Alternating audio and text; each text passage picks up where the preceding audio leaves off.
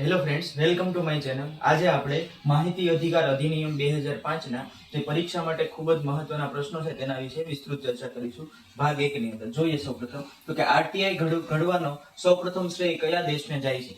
બરાબર, આગળના આપણે આરટીઆઈ નો જે વિસ્તૃત માહિતીવાળો વિડીયો હતો એની અંદર જોયું હતું તો કે સૌપ્રથમ વિશ્વની અંદર આરટીઆઈ કયા દેશે તો કે સ્વીડને ઈસવીસન 1766 માં ઘડ્યો હતો. એના પછી બીજો છે તો કે આરટીઆઈ કયા વર્ષે ભારતમાં અમલમાં આવ્યો તો કે વર્ષ 2005 માં બરાબર અમલમાં આવ્યું. ત્રીજો છે આરટીઆઈ ની ભારતમાં કયા રાજ્યમાંથી સૌપ્રથમ માંગ થઈ હતી તો આંદોલન થયું હતું તો કે રાજસ્થાનમાં દેન ડુંગરી નામનું ગામ હતું. એની અંદર 1987 માં મજૂર કિસાન શક્તિ સંગઠન હતું એને સૌપ્રથમ આરટીઆઈ દેશની અંદર હોવું જોઈએ એના માટેનો માંગ કરી હતી. ભારતીય બંધારણનો કયો અનુચ્છેદ આરટીઆઈ ને સ્પર્શે છે? બરાબર, મોસ્ટ આઈએમપી પ્રશ્ન કે ભારતીય બંધારણનો અનુચ્છેદ 19 છે જે આરટીઆઈ ને સ્પર્શે છે. આરટીઆઈ નો ભારતમાં અમલ ક્યારે થયો તો કે 12 ઓક્ટોબર 2005 ના દિવસે.